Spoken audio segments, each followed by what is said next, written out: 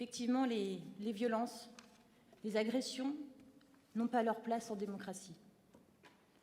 Alors nous les condamnons de manière claire, sans ambiguïté, sans nuance, qu'il s'agisse du maire de Saint-Brévin, des agressions subies par les maires de cette Assemblée, ou encore celle du maire de Toulouse hier soir. Toutes les outrances, tous les amalgames entendus ces dernières semaines nous inquiètent et devraient nous préoccuper collectivement, car c'est l'illustration des maux d'une société sous tension. Alors j'entends certains, certaines, dans les médias, se réjouir de la tentative de dissolution du collectif des soulèvements de la Terre. Quand l'État ne trouve comme seule solution la dissolution d'un mouvement collectif, c'est un aveu d'échec, consternant et inquiétant. C'est aussi une tentative de détourner le regard des urgences qui doivent toutes et tous nous mobiliser. La Terre brûle, les phénomènes climatiques extrêmes se multiplient, dans nos communes, les maisons se fissurent suite aux sécheresses et l'eau commence à manquer. Les maires s'y préparent, comme ils l'ont déjà fait en septembre dernier. Et devant de tels constats, on pourrait imaginer les autorités françaises au taquet, multipliant les rendez-vous avec les scientifiques et lançant un vaste chantier visant à changer nos modes de vie, de consommation, de chauffage, de transport, pour préserver ce qu'il reste à sauver. Franchement, il y a plus important. Il y a plus important à faire que de tenter de dissoudre un mouvement écologiste. Parler d'écoterrorisme relève du profond mépris pour les victimes du terrorisme.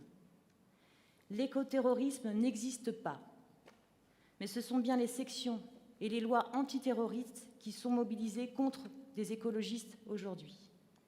Les moyens de surveillance numérique et d'écoute utilisés par des services de renseignement sont mobilisés contre des militants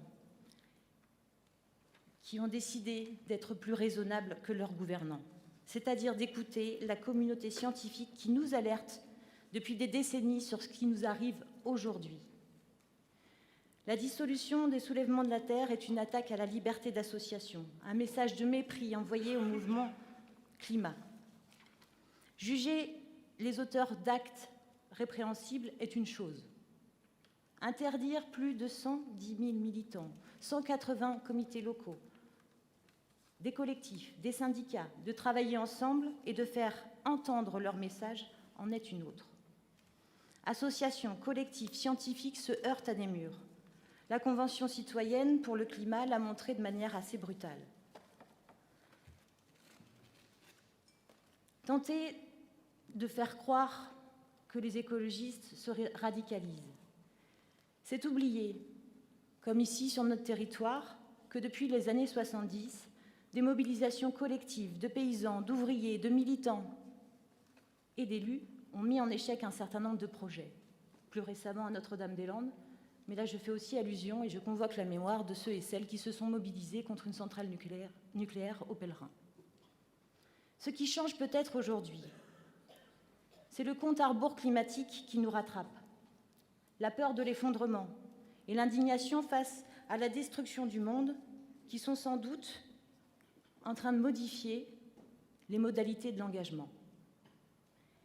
Et le véritable danger aujourd'hui, c'est le sentiment de mépris grandissant face aux différentes mobilisations sociales, aux différents mouvements sociaux. C'est l'absence de réponse à l'urgence climatique qui alimente les conflits.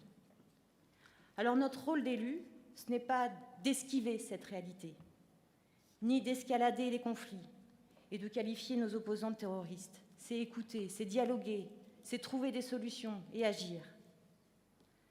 Pablo Neruda a écrit « Ils auront beau couper toutes les fleurs, ils n'empêcheront pas la venue du printemps ».